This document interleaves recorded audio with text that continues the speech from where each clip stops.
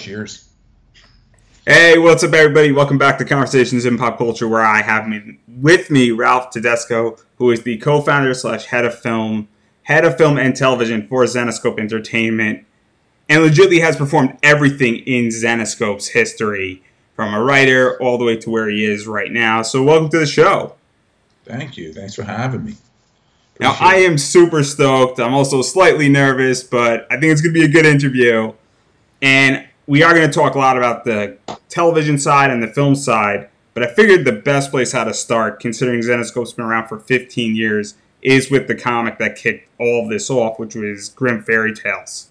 So how did that entire book and that concept be developed? Because at the time, there was maybe one other book that sort of dealt with this out there in the sector. And obviously, this book was very much underestimated by the entire comic community and blew everybody out of the water. Yeah, my voice is cracking. Wow, I finally hit puberty, guys. Let's see. When we started, it was. I guess we started talking about 2004. I think Fables was out then. Yeah, that's the one.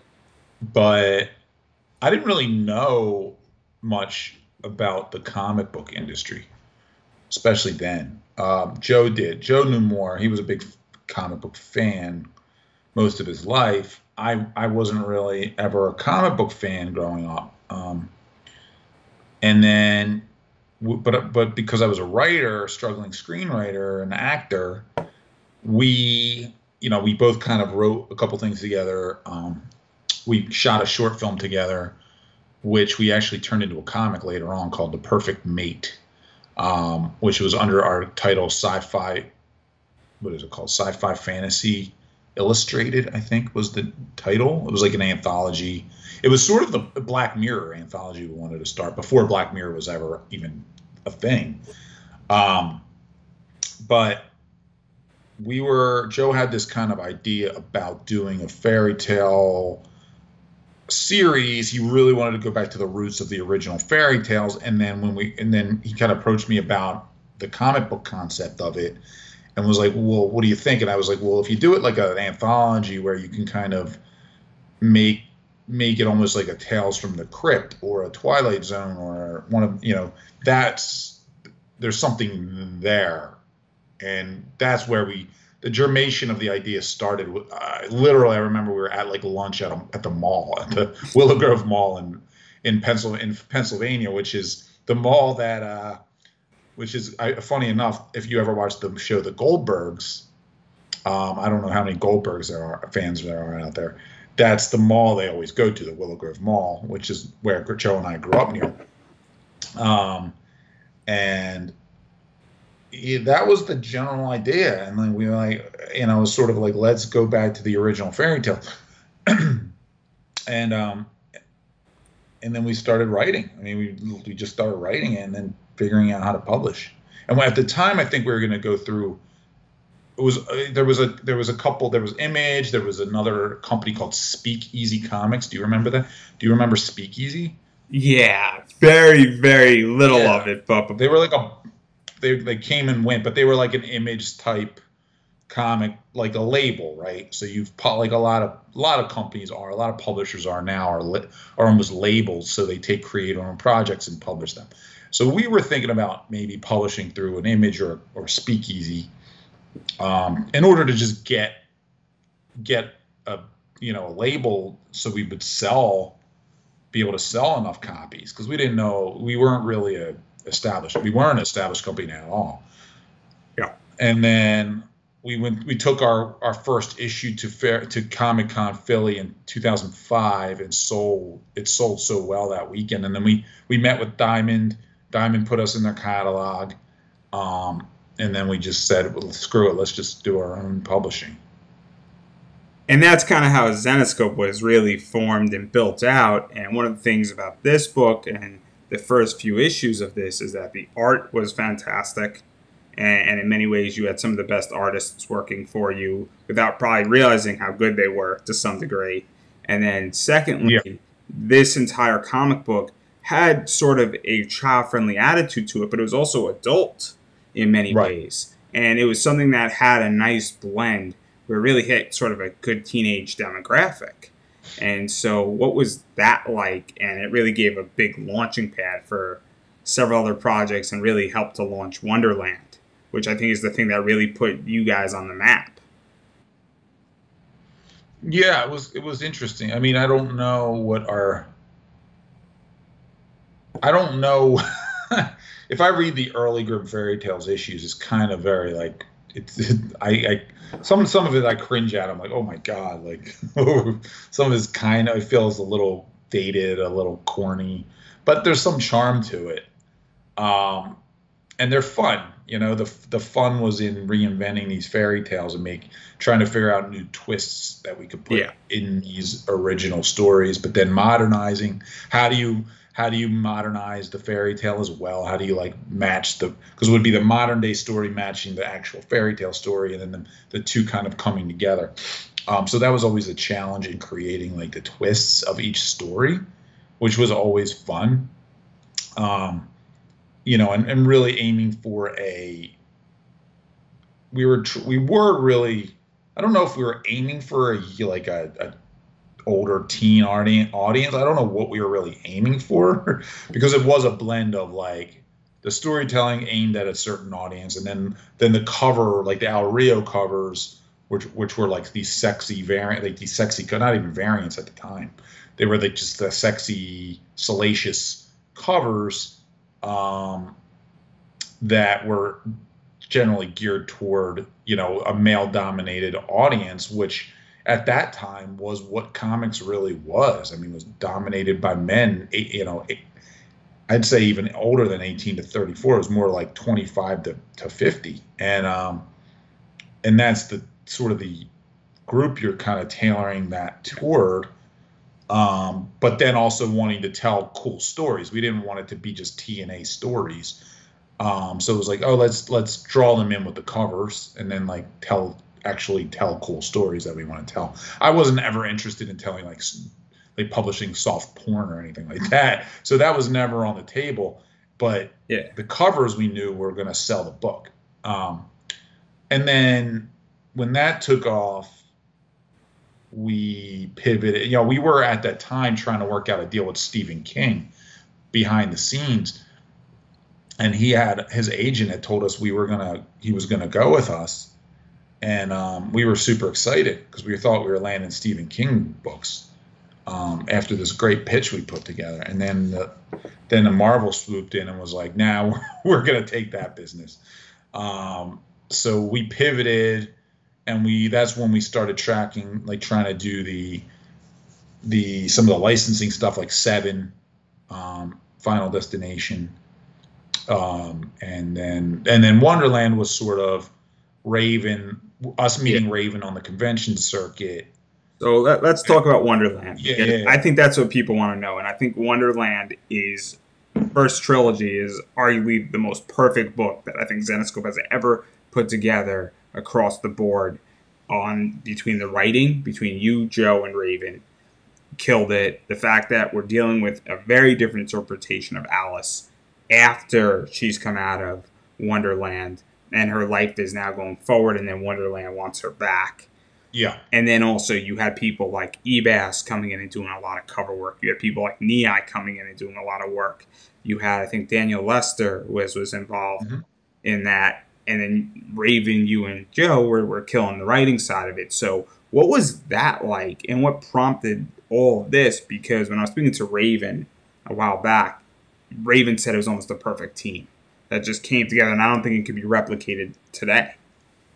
Yeah, it was interesting. We got, so Wonderland, it's one of those series that's like, now it feels like it's almost iconic, which is an independent iconic cult following, which, if you ask 9 out of 10 comic book fans, they may not have ever heard of it or read it. But the ones who have are really like big into it. And it was just Raven sort of pitching this concept of Alice. What if Alice grew up? How fucked up would this woman be? Right away, it's like, oh yeah, that's a story there. That's interesting. With Alice is an adult now, she's got her own family. she's fucked up. But like, where can I say that on Oh here? yeah, you can say whatever you want. It's the I don't internet. know what your audience is. I Oh, don't my know if audience they doesn't give maybe. a fuck. Um, yeah. So and then Raven kind of pitched Joe and I the opening scene, which is in the bathtub. And in hindsight, like I go back and read the older comics, and definitely I would redo like Al Rio did the issue 0, and it was very like overly, I guess, salacious because like Alice is in the tub like naked, like almost fully naked, like bubbles covering like her boobs and you know her private areas, but really like it's kind of glorified, and she's like literally had to just slit her wrists in the bathtub. So like there is some imagery I think like that now looking back I would have been like, oh, we should have. This is a little bit like, I guess, what's the word I'm looking for? Like it was a little Over the over top. the top at that time. Like in hindsight, it's one of those things that maybe not didn't age as well, but like the concept of the story and what we wanted, what we were doing with the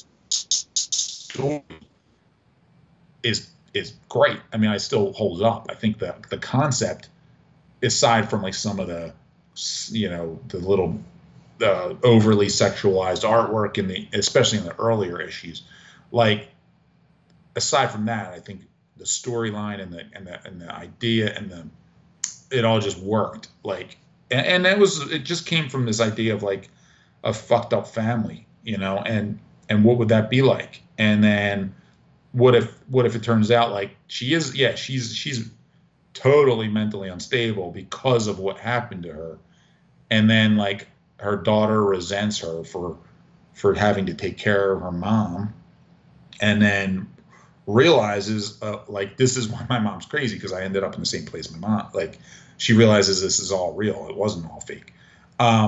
So there was always like that story alone was always something very intriguing. And then Joe and I, added our sort of notes and kind of let Raven run with it. And then we had Rich Bonk, I think, started the series. He started the artwork, which was really, really good. And then he dropped out after like eight pages or 10 pages, like the first half of the first issue. He bailed, and I forget why, but he had to jump off. And then we found Dan, and Dan was kind of newish at the time. Um, and you could see his artwork sort of mature over the series. Um, we found Dan. Nei was brand new. Got Nei, and she was just awesome right away.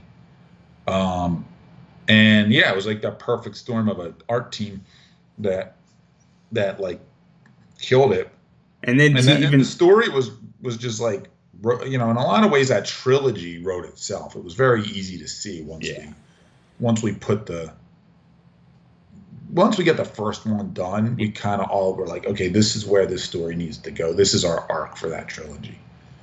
And to even talk further about this, because Zenescope right now is known for their covers, and they provide a variety of covers on their regular books and all of your regular books, I should say, as well as countless variants. And Wonderland was introducing a lot of that stuff, and sort of the good girl art came out of that era Yeah. well. And Ebas was saying that Ebas and Mike DeBaffo were bringing out that good girl art that now has been emulated by a lot of other companies. And Mm-hmm. Wonderland had a lot of that in there. And these are the Z-rated covers, the more suggestive covers, as well as a variety of other cool covers. Sean Chen did that awesome puzzle piece cover for Wonderland as well. That's one of my favorite covers. And so what was it also like having all these different artists doing all these variant covers and really expanding that and building that out? Because Wonderland is also tied to that on a cover basis. And I know that at the time you were more involved in that than you are right Yeah. Yeah, it was a lot. Well, I won't lie, it was a lot of work, first of all, because we were at one point, I think we were up to like 15 freaking titles a month, which was a lot. now. Yeah. It was just like a lot of titles. So it was a lot of covers because the variant thing started popping fairly quickly. We started doing a couple variants here and there, and the variant market, when we broke into the comic book industry, the variant market was kind of dead. And then we started just doing like one here and there. Like we did I think our first variant was the Wizard World Philly variant.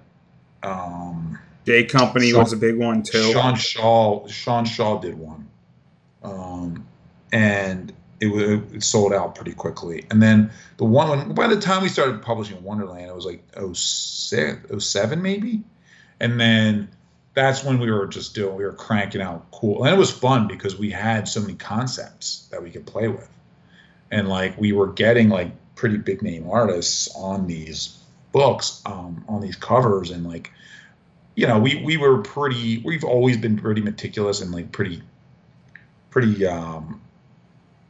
heavily involved in the cover concepts and like coming up with cool concepts or fun concepts, but then also like letting like some of the artists who are experienced kind of like play in the sandbox and kind of do their thing. So I think like it was like a cool combination of like it worked because it was like we weren't hand holding a lot of the artists, which I think some publishers tend to do.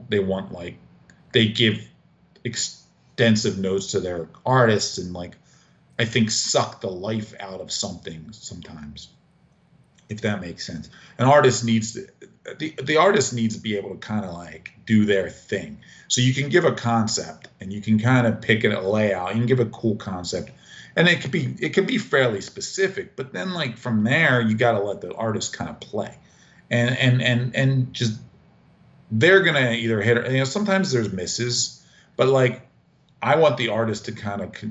I've heard a lot of artists come to me, and I won't name names of who, but there's been people they work for that they're like, I can't, like they just are so up my butt about things and like constantly trying to get me to draw a certain style or try to get me, and it's like, why are you trying to, like I've heard it a couple places where artists have told me there was this one guy, and I won't name him, he was sort of like hiring artists like independently, and he would try to get all the artists to start drawing like J. Scott Campbell, and he would like try to mess with their style, and like, and I like, what are you doing? Like they're not J. Scott Campbell. They're never going to draw like J. Scott Campbell.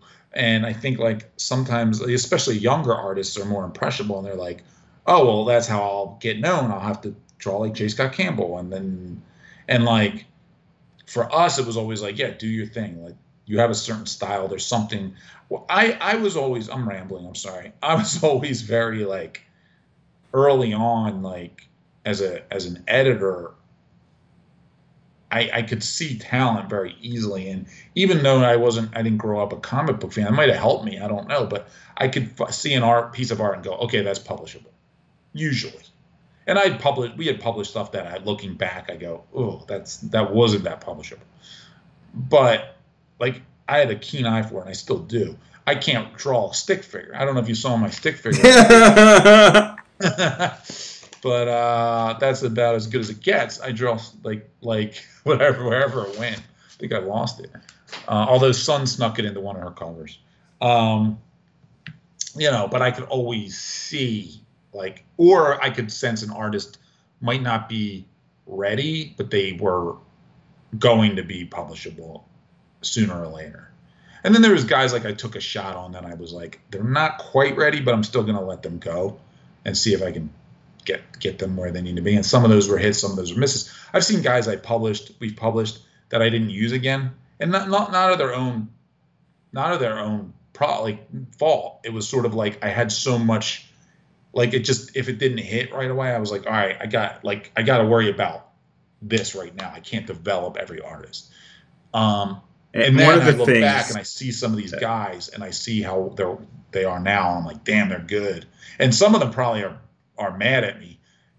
I'm sure. And it wasn't anything personal. And I look at their work and I'm like, oh man, that'd be cool to get them on a cover again, but they're probably not going to speak to me because I never hired them again. But they don't realize like what my job was at the time. Like when you're editing, you're in charge of putting out 12 to 15 books a month and then booking literally 100, sometimes up to 100 covers per month, like all on my shoulders, where I was like, I don't have time to worry about feelings, and you don't do anything to do it on purpose or to hurt somebody.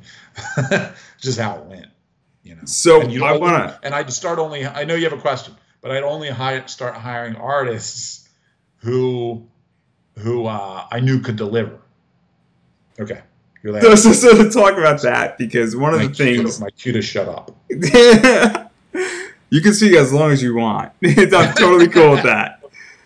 But to even talk off of that a little bit, because one of the things that Zenescope does, and they have, is you guys pull from a variety of places with your art. And you can go on ArtStation and you could type in a bunch of names and you're 6 degrees away from an artist who's currently working for Zenescope. And you pull from, all over the US, you pull from somebody in the Philippines for jobs, you pull from people who do some video game art. And so you have a whole complete style, and you have so many styles to pick from. And so I don't know if that was like back in 2010, but I know in 2020 that's what it's like. So what is that like for you, knowing that if somebody can't deliver or you want a particular style, you can now find it very easily, and then you could throw in a bunch of covers and take a shot on somebody or find somebody new to build out a new cover for you in a whole new style. And obviously, Son and Keith Garvey are kind of the new kids on the block, but there's maybe somebody new coming in and is going to get a spotlight around Christmas. Just a hint. And I'm not going to say who they are and what they're going to be doing, but that's a spoiler that I know. I don't even know who you're talking about right now. I think I know who you're talking about, but I'm not sure. So wait, what's the question exactly? Like, how do we find new artists? So what is that like that now? That, and even back then, there were a lot of artists who were hungry for a spot. And so when you are looking for somebody to deliver or even taking a shot on, you have so many options. Going back to 2010, you had a lot of options from my understanding, and now you have even more options. And so what is that like, knowing that legitimately you have an infinite amount of options in many ways? I mean, luckily, now it's on Dave more than me, so that's good. But it's cool because like I will still scour social media. Like if I'm on Instagram, like I literally just will go under Zenescope's Instagram and like follow artists that'll pop up. Like I'll just see them and I'll be like, oh, that's cool. And then I'll literally take a screenshot and just text Dave and be like, check their stuff out. And I know he's overwhelmed because he's already booking a billion covers a month. And then like I'll see, like if I don't see them get booked recently, like in a few weeks and they pop back, I'm like, well, did you ever contact that person I said? And he'll be like, I'm on it. Or he'll be like, oh, I reached out, but they didn't get back to me. Or he'll be like, yeah, I have them on a book. And I like to see, like, for me, it's fun. It's fun to discover new artists who might not, especially when I was doing it, like I would try to find artists who hadn't been published before in comics, but were still like doing work and doing cool stuff. And I was like, I would reach out and be like, have you ever done comic book covers? And they were like, I've never even been asked about doing comic book covers. Keith Garvey is a good example of that. Keith is a really good example. Dave, I think, found Keith. I don't know where, but Dave got to Keith. Guys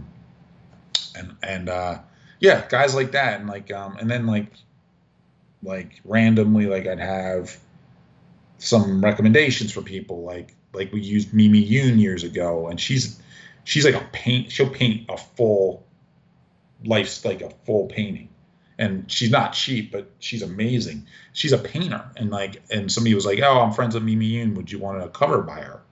And like I don't know how many comic book covers she had done, but like, and I don't think it was a lot because she was like busy with her real painting work, and she did a couple covers for us. And then it was just like random, like if I found somebody I saw potential in, I'd try to put them on something, and then sometimes, like I said, sometimes it would turn out really well. Sometimes we'd have more notes than we do a couple rounds, and sometimes they didn't come out as great as you hoped, but they were still good. And like, and again, it depended on the book. Like, okay, I could put, since we're usually doing like an A cover, a B cover, a C cover, and then we do the variant covers. And then the limited edition variant covers are usually artists we already know are established, that we know can deliver, we know can hit deadlines, and their stuff will have value, because the idea of the variant is for somebody to be able to purchase it and then it retain or increase in value. Yeah, and we're going to table that component for a Okay. little bit because I do want Table. to talk about a few more things briefly before we get into the TV stuff and making money off of Zenescope. And I'm the first person who openly admits it. Um, I participate. I openly admit it. I've already admitted it to several people in your company. So clearly, the second I get banned from Zenescope, we know the reason why. But that's neither here nor there.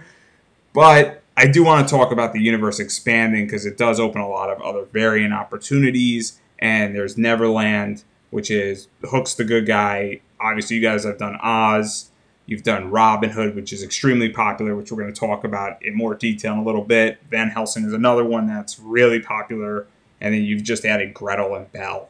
And I love Gretel because Gretel got me back into Zenescope as far as graphic novels. And just Dave's interpretation of Belle is amazing. Yeah.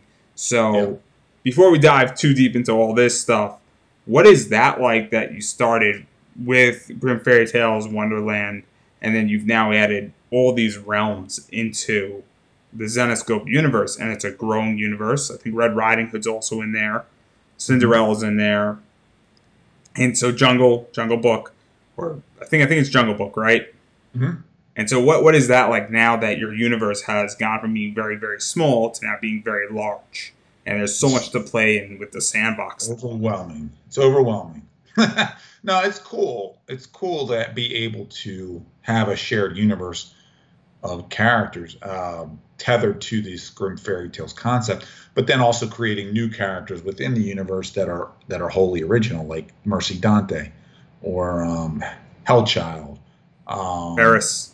Masumi, et cetera, et cetera. Right, right. So um, it all started from the concept of the Grim Fairy Tales main series, and then adding Wonderland under the Grim Fairy Tales sort of label, even though Wonderland is a much darker, creepier series, is a different tone than Grim Fairy Tales was. We still were like, okay, this could be under that label, like that. It's like that's where I think we really were like, let's start creating this universe and expanding on this universe, bringing in Neverland, and then going, okay, we're going to have these realms, tying the realms together. Earth surrounded by these like sort of fairy tale realms, Neverland, Oz, and they were all different. I mean, if you read Oz and compare it to Neverland and compare it to Wonderland, the tones of each one are different. Oz reads more like Lord of the Rings, meets sort of like Harry Potter, like Grimm is his own entity. It feels like, and then Wonderland reads more like American Horror Story meets Wonderland. So like each one was different in tone, but it made sense to put them in the same universe and then have these crossovers of characters be able to like play in that sandbox at times. Um, and then the cool thing was then creating new characters that weren't always, reinventing the fairy tale characters was also fun. Being able to go, okay, what do we do with Red Riding Hood now? What do we make her? And we made her like an agent. She's working for the government. We made her a government agent essentially. That then we were like, okay, what do we do with this character? And like kind of making each character have this sort of like specialty. That's a lot of fun. And then like when we created like Mercy Dante and like gave her own sort of offshoot, um, that was cool because it was like, okay, it doesn't only have to be fairy tale characters, even though we could still do that. Like Gretel's recently become her own character. Same with Belle. Belle's only been around like in her own series for a few years. But then we were able to like add in Mystere, who was wholly original, and other characters like that. So it's just allows us to really we're the only game in town when it comes to like take Marvel and DC out of it because that's not fair. But like as far as like going if we're talking about just publishers, independent publishing houses, we're the only game in town with a large shared universe of characters, especially female driven shared universe. Maybe the biggest female driven shared universe in all comics. And that's something we're proud of. And it's just been a lot of fun to expand on it and keep expanding on it. Yeah, and I can only think of two other comics, and one of them is very indie, and he's a friend of mine, and he has a shared universe, and Yeah. actually three, because two of my friends that I know have shared universes, and then Matt Where Hall. give me their information because I'm going to squash them. I'm just Go kidding. go for it, go for it, go for it. And then Just, the just other one is Matt really, Hawkins, and his universe is very much shared with Image. But yeah. those are the only people I can think of, and I'm sure there's others. But Matt Well, I mean, Hawkins, I think, and then there's other. I mean, there's obviously there's yeah, also like Polito, like Coffin Comics has Lady Death, yeah, and that's their main character. And I know they have like one or two others they've introduced, yeah. but again, and they're female driven clearly because it's but for us like You're the biggest by far. we try to like I mean it wasn't set out to do that, but like when you're most of the other publishers are not set up like we are either. They are doing some really cool stuff. Like if you look at like I don't know if you name like a top 10 publisher like a Dynamite, Boom, some of our direct competitors, Yeah, they just don't have the ability to do it because they're not creating in house. They're doing mostly creator owned books, or licensed books, right? So, which is a great model. It works for them. It just doesn't work for us. And Joe and I are creators with a publishing house. Boom, Dynamite, those guys yeah. who run those companies aren't creators themselves. They're finding creators and putting them under their umbrella. And listen, they do a good job doing it. They sell a lot of books. So, I mean, good for them. Don't count yourself out. You sold over 12 million books so far. Sold a lot of books in the time we've been around. So That I just want means I'm to. getting old. So I want to talk about the other side of Zenescope that I don't think gets spoken about, and it's going to lead into television and what you're doing right now. And Zenescope, while all this universe was being built, was doing also some licensed product work with Final Destination and the comic tied in. I don't know if it's licensed on quote unquote, and I'm sure you'll correct me, but you also did some work with Seven. Mm-hmm. If you're ever on Hollywood Squares and Raven brings it up, just disagree with him. I beg you, please, everybody. You also did some stuff with Charmed. And so, what was it like working with all these products? Because this is something that's not in the Zenescope universe. It's outside of it, Yeah, but it's under the yeah. umbrella of the company. I guess I should be clear too. Like, not everything we publish is inside the universe. Um, I'd say like 70% is in under the umbrella, the shared universe umbrella, and then like 30%, whether that's original titles, wholly original titles, some of the horror titles we publish, or some of the licensed titles we publish, don't fall under the shared universe. In hindsight, we probably would have done a better job early on of like distinctively branding both, where like some companies would have done like Having an um, imprint. yeah, like Avatar um, would have Boundless Comics, right? Avatar's publishing certain books, and then they did Boundless, which was sort of like a super over the top salacious label that they probably were like, yeah, let's separate this from our more mainstream label. I think we would have probably done a better job of branding it separate. Maybe not so separately where we'd be like, in hindsight, I'd be like, oh, we should have had Zenescope, and then we should have had like Red Dragon books or something like that as our label, where it's tied, similar logo, Yeah. same logo, different color, and then okay, these aren't the Grim Universe books. That aside, we did some licensing. We still do a little bit. It's not as common. We did the Seven books early on, and Final Destination. That was just sort of like I wanted to retell. I had this really cool idea of doing a prequel to the movie Seven, and I was like, let me find out if New Line would be down with this. And I literally called them, and they were like, come up to New York and talk to us. And we were like, oh, that's easy. And then we drove up there, and we had only published like Grim Fairy Tales at the time, and they were super nice. They were like, yeah, let's do it. This is a great pitch. And then they were like, would you do Final Destination as well? And we were like, sure, we'll try it. And then we did both. And I told the story before, but I hope I'm not repeating it. But we published Final Destination, and then Circuit City ordered 100,000 copies to be put in the DVD release of Final Destination 3. So that was a deal we did directly with Circuit City, and they bought 100,000 copies. So we sold 100,000 copies of this comic book, and that was like a huge sale for us because you could probably it was more than 100,000. I think it was 180,000. So you can do the math. What that would come to probably.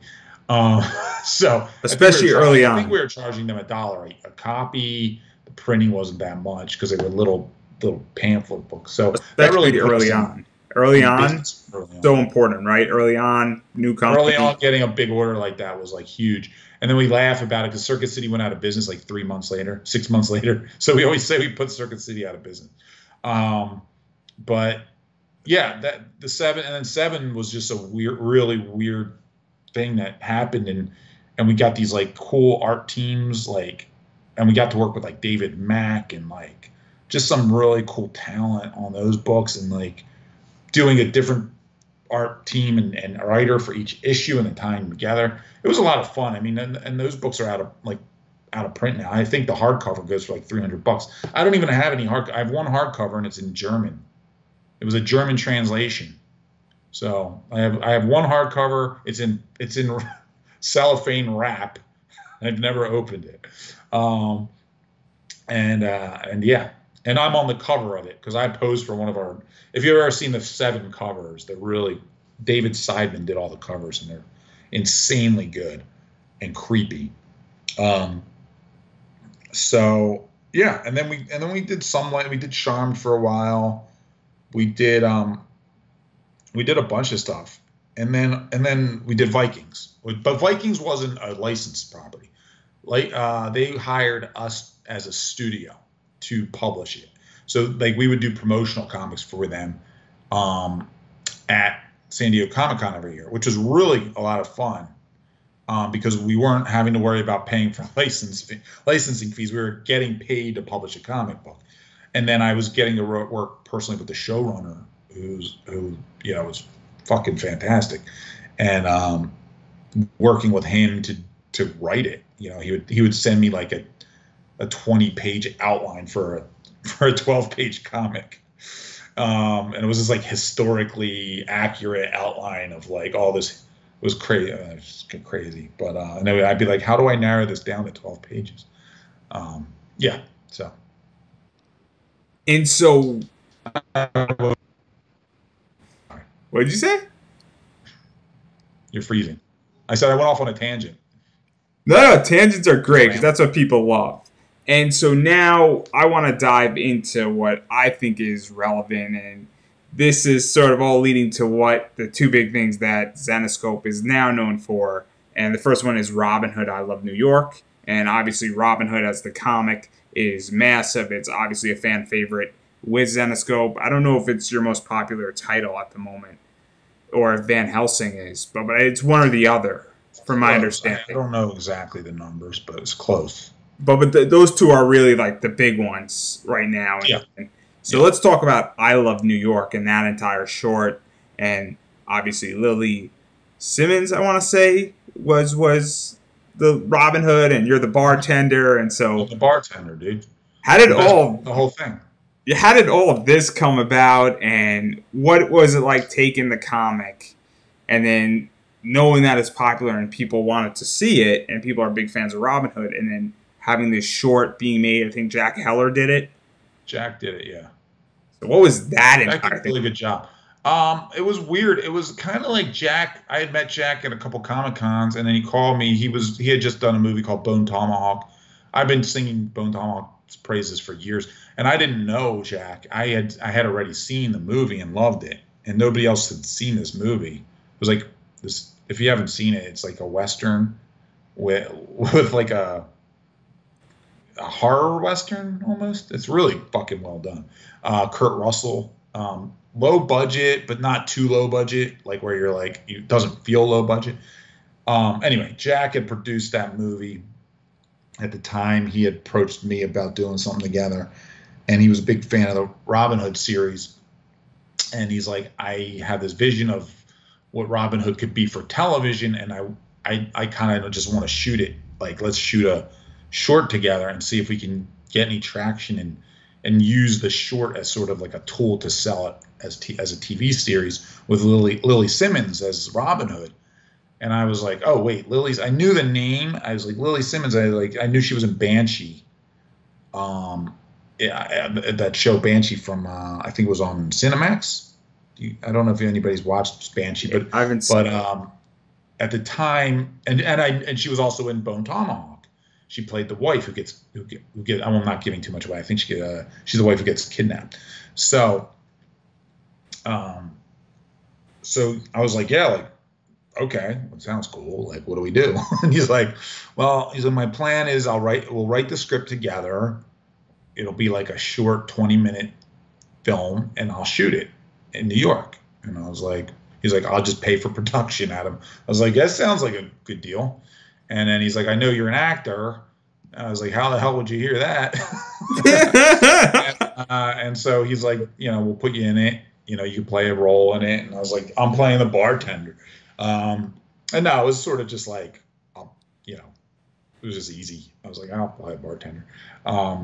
And we wrote it, shot it in New York over 2 days, and then we put it out on YouTube. It's on YouTube now, but it didn't work as far as like the proof of concept. We didn't sell the TV series with that, unfortunately. But I thought it was well done. I thought Lily was freaking phenomenal. I think she's a great actor. So let's talk about this, because what I liked about it is that it takes the concept, and Robin Hood, I mean, the first issue or second issue of the ongoing series, I mean, a lot of shit happens to Robin Hood. Her eye gets removed. She pretty much gets raped, to put it bluntly. And I don't think I'm ruining anything. And then she gets transported to pretty much where Robin Hood is, and then everything goes from there, and then everything in Robin Hood's life goes to hell, pretty much, in every single story, and I love every single thing about it. Right. She comes out okay, everybody. She's resilient. She's a fucking badass. It's great. But what was that like, taking a lot of that stuff and a lot of the stuff that's out there and bringing it to life? Because for me, and for other fans who really enjoy Robin Hood, it wasn't so much about a TV pilot seeing this. It's like, oh, this is what this can look like on television. And this is bringing something out into the real world. And I'm not saying, and obviously art is great and all that stuff, and Robin Hood is drawn well, but it's also still a comic book. And seeing it, when we see all these Marvel shows and these DC shows and other shows, and we're going to get to Van Helsing in a minute, it's kind of cool, and it gives us a little bit of hope that this can now be done out there, and that we can get, in the future, a Zenescope television show done by Zenescope from any of these properties that I mentioned earlier.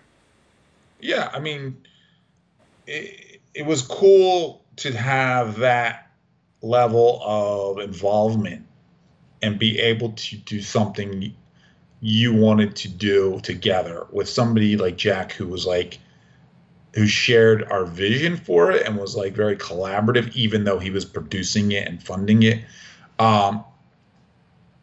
Because that's not always the case. We can even talk about that in Van Helsing, but it was fun to be able to go to work on set, even if it was a couple days, like to go onto set of something that's based on a character that you created, that means a lot to your hardcore fan base. I mean, again, like, there's not 100,000 people reading Robin Hood probably, but the few thousand, the 5, 6, 7,000 consistent readers, or whatever that number is, that character means a lot to them. And like, to be able to go and like create that character in the way you want that character to be portrayed is a really, really cool feeling.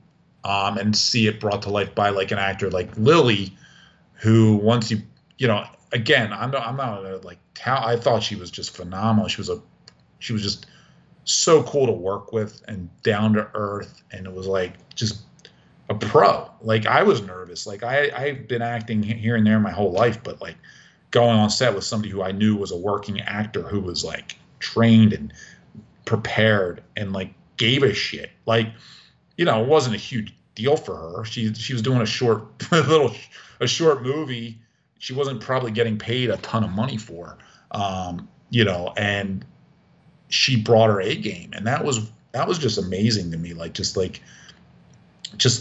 level of detail, the level of talent that Jack brought. He had like the stunt crew from a DC show. Like it was a real production. So that was fun. Like, and that kind of like made me hungry to do more of that. Like, but it's not so easy. You can't call the shots, right? You can't go, hey Netflix, you should be doing this. Like you can try, but they're not always going to listen. I've been doing this. I mean, I've been trying to do the film and TV thing myself in LA for 4 years, and it's been an uphill battle. Even things you sell and get kind of run up the flagpole will a lot of time, 99% of the time, they'll die on the vine somewhere. So it is difficult. I hope that answered the question. So let's talk about the difficulties because you brought it up. And for those who know, Van Helsing is on Sci-Fi. 4 seasons are out. The 4th season is coming to Netflix, I believe, on September 27th. So in a few days, and that's why I kind of wanted to interview Ralph to some degree because we wanted to talk about it. And so how did this even come about? Because they based Van Helsing, and there's other interpretations of Van Helsing by a variety of other people, but the Sci-Fi show based it off of your character. And obviously there's a divergence between the comics and the Sci-Fi show. I think they're both equally good, and they hit different markets for different positions, because what you can do in a television show, you can't do in a comic, and vice versa. So I'm just curious how that even got greenlit and how that all happened, who came to who pitched who, and all that stuff, because this show is one of Sci-Fi's longest comic book running shows at the moment. I mean, we knew one of the executives at Sci-Fi Channel. We had met with over the years a couple times. He's no longer there. Pitched him the concept just in a meeting, and right away he took to he really was like, he really took to the idea of a female Van Helsing. Before he even read the book, he was like, "Oh my God, I love this." And then he was like, well, and then he started kind of riffing in the room about what he would want to do with a female Van Helsing, and asking us questions about the book he hadn't yet read, and was like, "What does it have? This, or is it this? Could it be post-apocalyptic?" He's like, "I've been looking for post-apocalyptic." Like, they were already kind of in this realm of like, well, let's find something post-apocalyptic that will mirror. What can we do like that would mirror maybe a Walking Dead. Blanking. Thank you. Yeah, like a Walking Dead. I mean, Walking Dead at the time was at the height of its popularity. So they're sitting there like, what can we do? And then it was like, oh, what if we did post-apocalyptic vampire show? So I think that's, he basically was like, he's like, he's like, let me read it.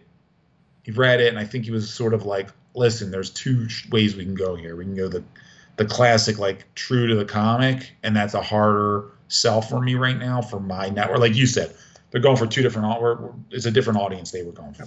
And he was like, we can also do the divergent plan and go like my vision for this like post-apocalyptic world. And then he gave us elements to kind of like, here's what I want to see in it. And then gave it to Joe and I to like work on a treatment. We worked on the treatment, we wrote it up, sent it over, and then he just greenlit it from the treatment. And then like in the whole deal phase and everything got kind of jumbled with control. Like, and I don't want to get into too much of how or why, but unfortunately for us, like at the time, I don't think we were probably a little bit too trusting of other parties. It's a lesson that needed to be learned. What's that? It's a lesson that needed to be learned. Yeah, I guess so. I mean, it wasn't Sci-Fi's fault. It was other parties' faults involved, and our own, and then for kind of letting that control get lost in the shuffle. So, and it wasn't a big deal because, like, it's not like we were ever going to be involved day to day on the series anyway. But I think like the challenge was like, allowing, giving us a little bit more like, hey guys, like we really want to promote this as a Zenescope, based on a Zenescope book, rather than like it's not, nobody really knows unless they watch the credits that it's a Zenescope book. Um, and that's the biggest takeaway, is sort of like learn for next time, is like, okay, like it's important to negotiate certain things the right way. Um, but yeah, it is what it is. And then the series has gone on, it's on its fifth season, so fifth and final season. So let's talk a little bit about that, because you are consulting producers on it. You and Joe are, and that's in the first credits right at the start. I think it says Zenescope at the back of the Yeah. credits. And I think on Netflix, skips pretty quick. Skips up front. I think it's up front on Netflix, but I'm not sure. It's up front on Netflix. Yeah. But the credits are cut on Netflix at the end, and it goes by really quickly unless you watch the credits. But what I guess my question is that I don't know how involved you are day to day, and I don't know how much you give them as far as any information, if at all, at this point, because the show obviously has expanded way in a very different direction than the comic does. And also the comic is set up where you work in 5 or 6 issue arcs. Yeah. And there's different writers on the comics. Van Helsing is on its 50th issue. I don't know if 50 came out yet or if it's coming out. Comes out in October. No, it's in previews now, so I guess it comes out in December. And I know that there's a few people that I think we can mention. I know Metcalf has a cool cover with it. I know a few other people as well have some cool covers with it. Sun has a cover, Metcalf, yeah. And so, obviously, it's going in a very different direction. So, I don't know how much input you have in it and what even production looks like, if you've ever been on set. I mean, passive. And then on top of that, to not even go down that rabbit hole, but also Van Helsing is a very low production TV show for what it is, and they do a great job with it. And so what is that even like, though, to be even associated with it? And it's your idea, even though you don't really have, it's not easily accessible name recognition, the name is still out there with it. And so it's cool. I think it's cool to have, listen, anytime you get something on the air based on something you created, whether that's exactly how you envisioned or not, is very cool. I don't think I've taken the time to ever go like pat myself on the back or anything, because like it never felt 100% ours. And it never will feel 100% ours, because it's not. And nothing we ever create is going to feel 100% ours. But I think it was a cool start to our film and television, our foray into that world, with lessons learned, but also with like the idea of like, oh, there can be something cool on the air that like can be based on your comic and not have the same storyline, which also works, because sometimes, granted, like if you're a big fan of the comic book and you see a TV show, you're probably going to be like, but this isn't the same thing. Like, what am I watching? But you can still watch the TV show and be like, oh, this is actually a pretty cool show. This is fun. This is different. So then you have two things. One thing might have brought you to the TV show, and then the TV show has its own mythology and its own world that they've created, and those showrunners have kind of taken reins from each other and expanded upon. And everything, it diverges very far from the comic book. But yeah, if I was going to do another series based on a Zenescope property or character, I think Joe and I both agree that like that next one we want it to feel much closer to the comic. It doesn't have to feel exactly, but I think the next one we do we want it to feel much closer, or at least like in another, like a lane closer than maybe this was. And it's not necessarily me saying that was a mistake. It was good for us for the time, and it's worked, and it shows gone 5 seasons for a reason.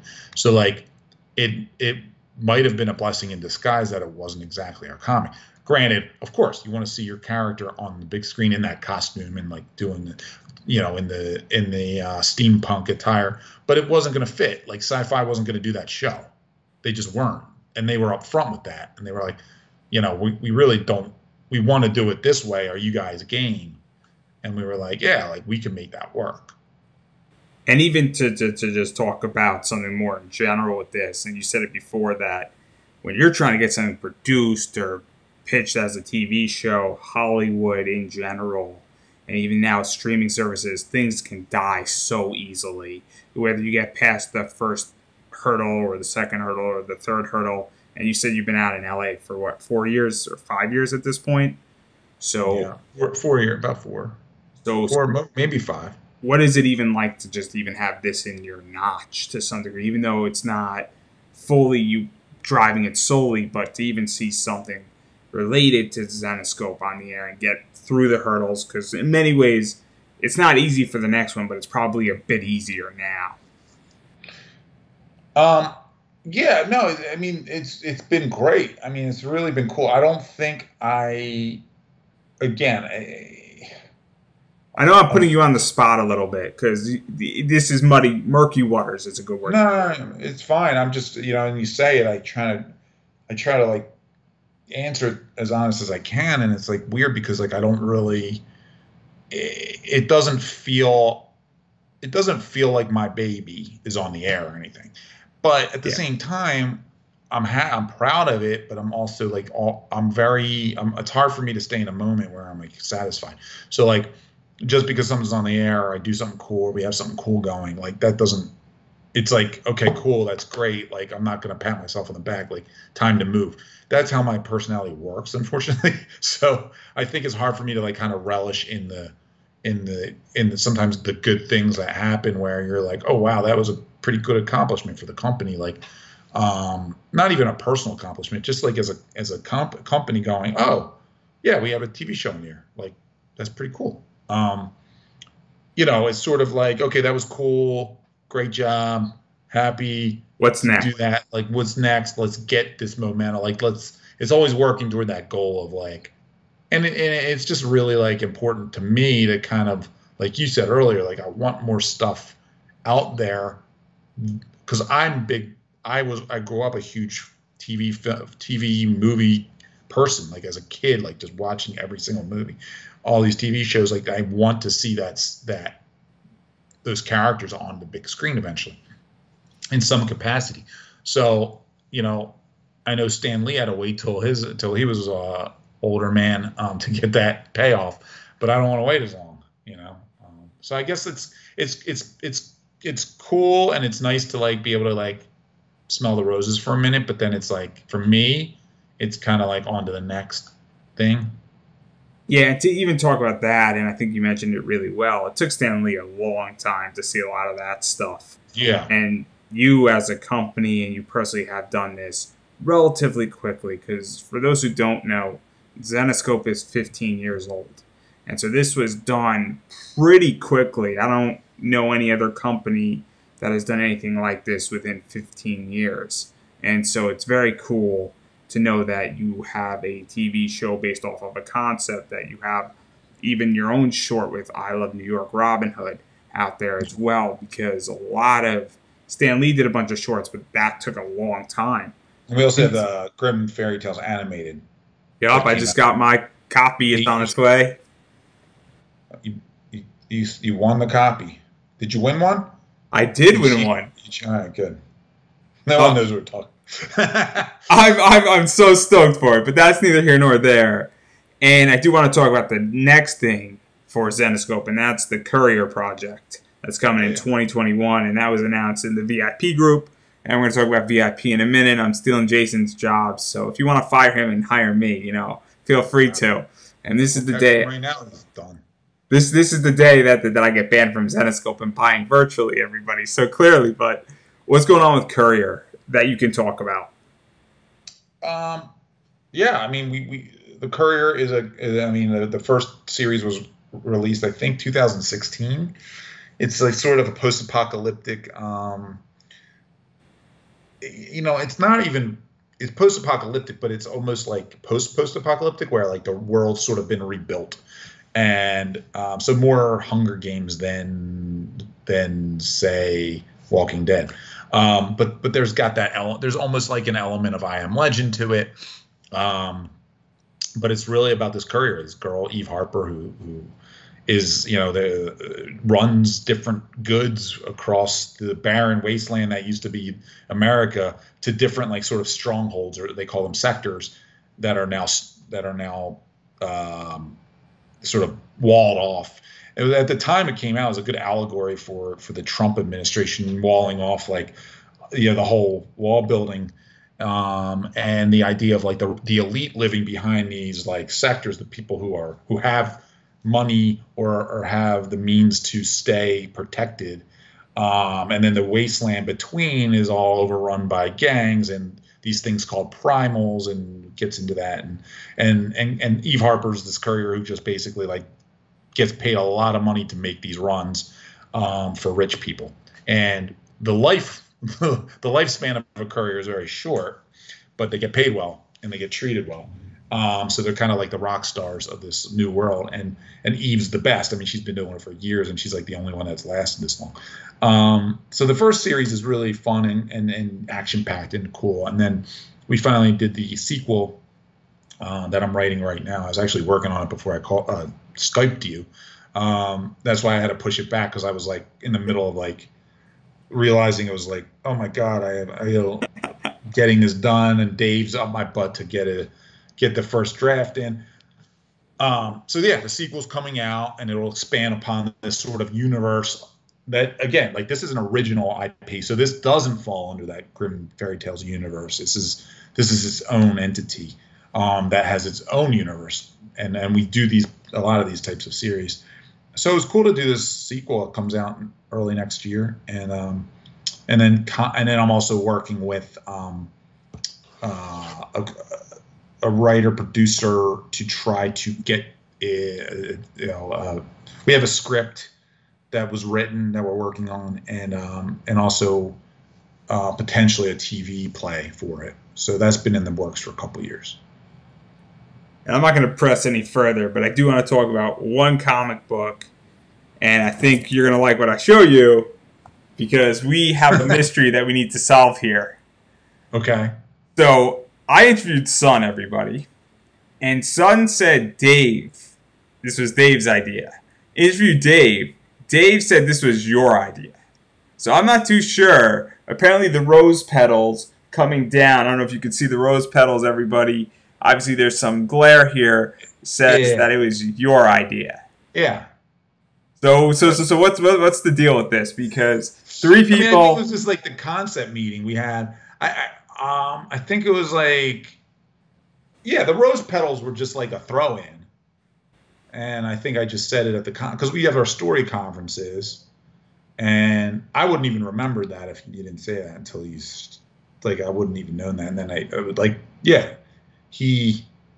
we were gonna do like what do we do for Valentine's Day, and then I was like, oh well, yeah, she's holding a rose, and I think I said, I could vision the rose petals kind of like falling down, and then he probably told Sun like, do this with those rose petals falling. So she probably thought, oh, Dave, that's Dave idea, because we gave her the concept. Because when we do our story meetings, we'll come up with our cover concepts in those meetings together, Joe, Dave, and I, and we'll all just be throwing out like, random ideas. So that might have just been one that was like, oh yeah, I could. Sometimes you just see it in your head. You're like, okay, that works. And to talk about this book, because this book's fun to talk about, and the fun thing about this book, and somewhere in your accounting department, you probably have this number logged in on this CGC book, because this book was actually graded and sent by you guys, and I actually bought this using my VIP point. Oh shit! Yeah. So VIP, everybody. This is the part where I promote VIP. So Zenescope just had their first virtual VIP event, and VIP is $99. And basically, once you spend the $99 for life, which we totally screwed that idea up. We should have done $99 a year at least. Yeah, totally should have done it because money in the bank right there. Right. Reoccurring subscriptions are the Yeah. future, What are we everybody. doing? But But it's it's 99 for life. 99 for life. You get points for every purchase you make on Zenescope.com. You get points for your virtual purchases. For most virtual cons are free to attend. You could pick up, and so you get points for that. You also get points if you buy from your local store because we don't want to take you away from your local store. And so you have to send those things, and I'm not sure who you send it to. I don't have the email because I don't work for you people. I just know all the lingo.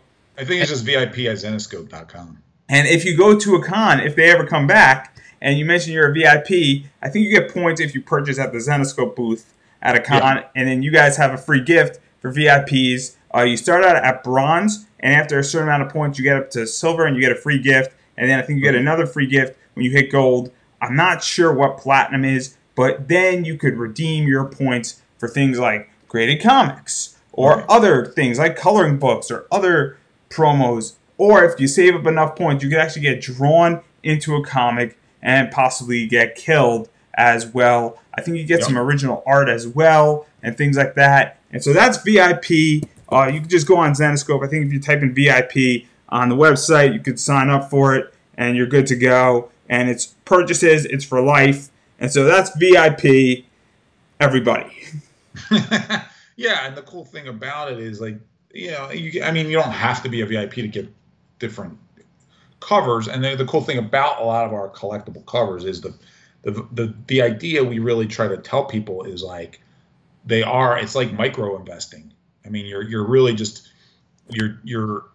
our covers will retain their value and a lot of times go up in value, and so that's a way of like collecting. If so I will talk about this. I will talk about this because this is my sector. This is I thing. teach comic book investing 101, and so I buy and sell a lot of Zenescope books. And I can tell you right now that Zenescope just had their first VIP virtual event, and there's certain covers that are already going for $80 to $100 from that event on eBay, and they haven't even been shipped out. Jeez. And so that's something to keep in mind. I've also held on to books for about 5 years, and I bought them for $20, and I sold them for $100. I have Elias Chazoudis books that are fetching about $170 from St. Patrick's Day. So that's something that's out there, and there's a variety of other books out there as well. Metal books tend to go for good money on eBay as well, and the list can go on and on. And I am personal testimony here that there's a lot of people who buy and sell, and I know a bunch of them, and it's not that hard to know who's in this area. I think there's like 4 or 5 of us in the DC area alone who are all VIPs.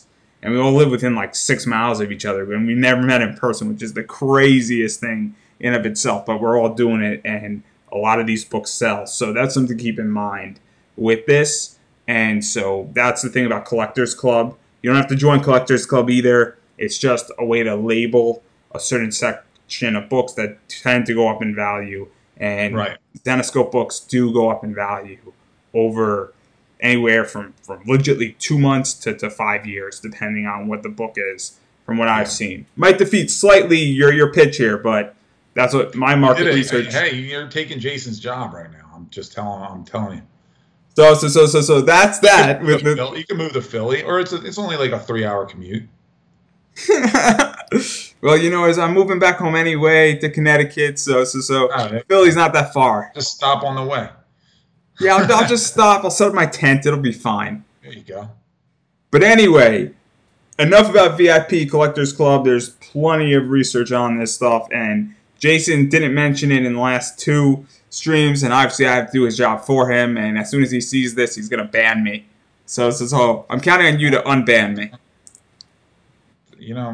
What am I going to do? There's only so much I could do with that guy. Just kidding. I love Jason. I've known him my whole life. No, Jason knows. By the way, Jason is he like the head of the entire sales department? Or for those who... I wouldn't... He's our... He'd like to be. Joe essentially is the head of the sales department right now. But Jason works under Joe, technically. Yeah. Because I don't know what Chris's job is, but Chris is always good to me. So I I got don't know to what Chris does. Chris just does whatever he wants. Now, Chris is the VIP coordinator, so he does all the VIP stuff. And then he's also, he does the on air. We do our virtual conventions every month now. Uh, So yeah. yeah, But and Chris is the involved in that. reason why I bring all this up is because you see a lot of Jason, you see a lot of Chris, you see some of Dave, you see some of Joe. We obviously see you a lot in those virtual cons. And the Yeah, last 9 months has changed the entire game in the con world. And so Zenescope has been one of those companies that has adapted well to it. yeah. DC is half and half. I haven't seen what Marvel has done in this sector at all, so I can't speak on them. And Wizard World is failing miserably.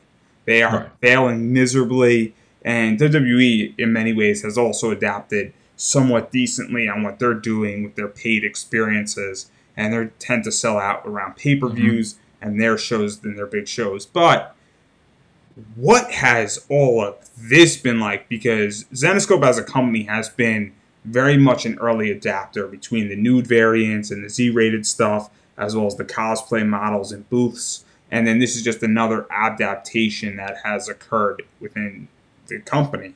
And so I'm Yeah. very curious how this all started, because this all happened on a whim, because Emerald City This was, happened on a whim. yeah. Yeah, and I can't take credit. I don't know who in the company. I don't know if it was Jason. Might have been Jason. Might have been Chris. It might have been both of them. Um, they canceled Emerald City.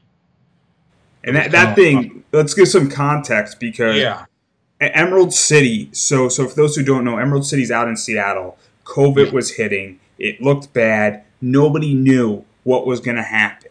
And Emerald City was canceled like a week or 10 days before all this. So right. Emerald City was canceled on a whim. People were canceling their flights and their hotel stuff, and it was a clusterfuck, for lack of a better word. And nobody had any idea what Yeah. this was going to look like. And so I want to make sure everybody understands when we're talking about how to switch I guess, flick a switch here. This was something that was very different, that has never happened before. But continue. Right. I mean, no one. I mean, I've been doing conventions 15 years, and never has a convention been canceled. So, and I had just gotten back from C2E2, which was like 2 weeks prior, if you remember. And C2E2 had a good turnout. It was a good show, and everybody was starting to get nervous there. I remember like talking to the artists and talking to people were afraid to shake hands. No one really, but you weren't taking it too seriously. Like at the time, people were still like, I Nobody mean, it was knew. a crowded convention. And then this all, March hits, and you hear Emerald City's canceled, which is a huge convention in Seattle. Um, and Joe calls me, and I'm out in LA, and they're back in Philly, our main office, and Joe's like, "What? These guys want to do a virtual convention," and I was like, "Okay, like that sounds interesting. Like, let's try it." And then literally just like in a few days, like put it together, like literally just set up the camera. And luckily, and I will give is Chris Sampson, who does a lot of our virtual conventions. He also doubles as sort of our tech guy, because he's like the young guy, and we're all old people. So Joe and I are like, we're not too tech savvy. I'm like a little bit I can get there, I can figure it out. We know enough, but like Chris was just like he's on top of it. So he was like, set it up. He's like, we could do it on Facebook, we could do it on Instagram. So he put it together real quick. We got in front of the camera and just were like, hey, like here's our Emerald City collectible covers. We were going to sell this at Emerald City. Now we'll just offer it to anybody who wants to come online. And they all sold, and we were like, oh, this is cool. Like people are coming out to buy virtually. No, and it really worked. The timing worked only because like nobody was doing anything. Everybody's home. No one had anything to do. And it's like, and then it's also the fact of like, we're stuck at home. You're not spending money going out, so why not invest and like buy something online? And like, so the Emerald City, the first one we did was sort of just on a whim. We sold like all our Emerald City covers, because we And a usually variety of other stuff too. yeah, right. And then we did like, hey, let's introduce like new people tuning in might not read our books. Let's introduce like our books to some people who might not read them, just like you do at a convention. right? You're at a convention, you have a booth set up, you have people walking by and they see your booth and they go, "Oh, this looks cool. Like, what do you guys publish?" And then they buy a comic book or they buy a graphic novel, and then they come back the next day. Inevitably, three out of four people come back and go, "I just binged Return to Wonderland. I need the sequel. What's going on?" Like, which is great, but like, it was sort of just like an ability to reach an audience virtually, and it wasn't just people in Seattle. It's people everywhere, right? So, but it's also getting those views and getting people to like come on and like who've never heard of Zenescope come on and view your stuff too. So that's the challenge of getting the people to tune in. But the March one was a success, and we were like, hey, let's try it again. Like, nothing's going on. Nobody's doing it. No other companies were doing what we're doing. Literally for months, we were the only company coming on every month doing this. And I'm like, we were like, screw it. Like, we'll bring the Comic-Con experience. And like, it wasn't, yeah, it's a good way to sell product, and that's great. It's a really good way to sell product. Yeah, honestly. But we want to do it in a way where we're like, hey, and we wanted to educate new buyers and go, hey guys, like, this is also like an investment thing. It's not just like, hey, buy our books. Like, you're kind of buying our books to retain their value, and then you're also buying them for entertainment purposes. You read the books and enjoy the regular graphic novels, jump in. And then it was also like a way to like introduce fans to our creators and do the interviews. When we were bringing in creator interviews, we started doing panels. We were doing like, artist panels. So every month it was like April, May came, we did another, and then it became a themed month. It was like, what are we going to do for our theme? So this month is going to be this. This month, like, we did a cosplay theme in August. We did a beach con in July, because instead of San Diego, we were like, well, we can't go to the beach. We'll bring the beach, we'll bring the beach to you. So that was sort of the concept. And it just kind of took on that life of like, why not just do these monthly and like let people who aren't, even the people who weren't going to go to a convention, they can now go to a convention online. So it was like a fun way for people to go, oh shit, like, I wasn't going to be able to make San Diego Comic-Con anyway. But I'll tune into Zenescope and watch these guys, make fools of themselves half the day, which is a lot of what we do. But we have fun, and I think that's been the key, is like, yes, there's a sales element to it, but it's not like we're not pushing anything on you. We're selling what we, and Jason's, how Jason is. He's fun, and he's just funny. He's goofy. And I think that there's a way he connects to the people watching where they're not put off by like, oh, we're just coming at you to sell you books. Like, because that's not what it's about. It's about an experience. And as you saw with the VIP event, we really wanted to bring we're going to talk about that, the VIPs in. But like, we're always brainstorming new ways to experiment within the confines of this virtual sort of thing we're doing. So like every month I'm planning these conventions out basically with Chris and Jason, and even Dave to an extent, like, and I'll bounce ideas off them, and then I'll sort of come up with like, here's our schedule, here's who we're going to interview, here's who we're going to bring. We already know the products we're going to sell, because they're going to coincide with the convention that would have been that month that got canceled. And because we were working so far ahead, we had product already done for, like, we had our New York Comic-Con product in like 3 months ago, right? So we're going on in October, and we're going to focus on the New York Comic-Con product because it's there. And now we can offer the New York Comic-Con product to people who might not have even made New York Comic-Con. Yeah, and let's talk a little bit about this even more, because I love this stuff. I actually thought that the first day and the first one was a little rough, and then I think that beyond that, there was only two ways that it could have gone. It could have gotten worse, or it got better, and it got a lot better in a lot of ways. And I think a lot of people will agree with me, because the way books were being ordered was a nightmare on that first day, and you guys quickly realized how bad that was. Yeah. It was bad. Okay, we were also doing we had the Instagram camera, and then we had the Facebook camera. So there was two different cameras, and they were delayed, and it was a mess. That first day and that first one with the order form and all that stuff was, that was a nightmare, that first con. But that has been resolved. I want to make that Yeah. perfectly clear. It's a Yeah. lot easier It now. was a total, yeah, we were just like, because it was new. Everything was new to us. We had no And, idea how to do it. and so I'm curious because the way I view it, at least the first few months, is that a lot of people bought a lot of stuff. And I would imagine that you guys did really, really well. A lot of stuff got sold out. And then I know that some of it was reserved for the web store eventually. Right. But I know that the Zen boxes flew off really quickly. And I know that stuff. And I know that was very much taken care of. And then a lot of people are thrilled about this because of that, because now all this stuff is accessible. And so, and then talking about VIP, VIP was a lot of fun with Yeah. that stuff. And that's the reason why I brought up VIP is that that event just happened. It happens once a year. And so when did that all kind of get dropped on you of being canceled and all that stuff? Because typically that's supposed to take place in person and it didn't. And so what was that like? And then adapting and Yeah. to Well, prioritizing it.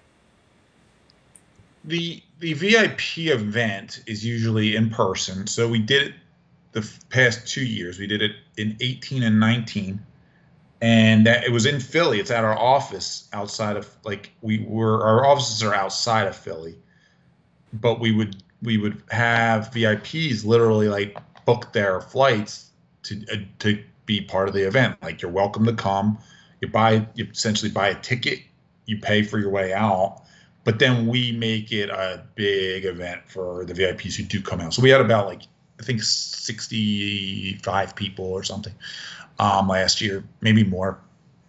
And it's generally made up of like the guys and girls who just collect, and some just hardcore fans. And some will fly out. We had people come. We had a couple fly in from overseas. Like it was kind of nuts, but and as a way we party. We have a party all weekend. We have a miniature Comic-Con we set up. Like last year, they came out Friday. We went to a comedy club together. Their tickets already paid for. We saw D.L. Hughley in Philly. Then we went to hang out after. I think we just went to a local bar to hang out, get a drink. And then Saturday's our big Comic-Con setup where we have games and we have artists. We have a miniature artist alley and all that. So and then they can get their collections signed. They can buy new stuff. They can buy stuff from the artists. They can buy original artists. We're doing original sketches, whatever.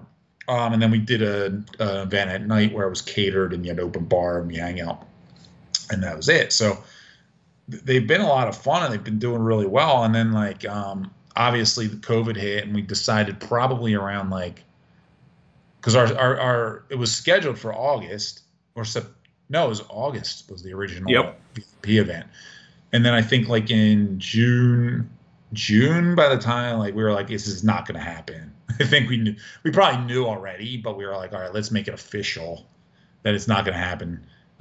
And then just do it virtually.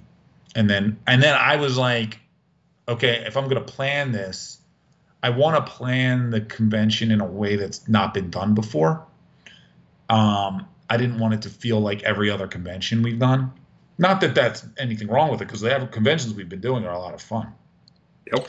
But I wanted to figure out a way to make it interactive with our fans and with the VIP. So it was like, how do we make this interactive? How do we get the fans to be more part of it? And so it was like, let's come up with interactive panels where they can literally log in like we are now and hang out. And it was like, okay, what are we going to do? We're going to bring on VIPs and then sit there and stare at each other? What's the point? So it's sort of like we have to come up with ways to engage. So it's not uncomfortable for them. It's not uncomfortable for us.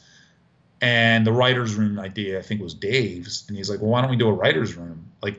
Bring people in and they can be part of a writer's room. And I was like, that's really cool. Let's have them write a fucking comic with us. And then it was like, okay, what else can we do? What's a game? It was like, dude, let's do a game and give away prizes. Have some silly game we could do. And then the idea of the Zenescope Squares came out, the Hollywood Squares ripoff game was just the idea of seeing the squares on a Zoom call. Yeah. I think Joe was I think Joe actually was like, what about a Hollywood Squares? And I was like, yes. And then we did the Zenescope Squares, and then we had the happy hour. And we're like, what are we going to talk about during happy hour? I was like, who cares? We'll just drink and like we'll ask questions, and everybody could just go around and answer. And it was just like the idea of bringing in VIPs to log in, and it's easy. It's very easy. It's as simple as making a Skype call. So, it wasn't like that was the problem. And I knew the hardest thing was going to be the Zenescope Squares, because it was like you're getting two contestants to log Yeah. on each like 5 to 10 minutes. So it was like your time frame to log on was very strict.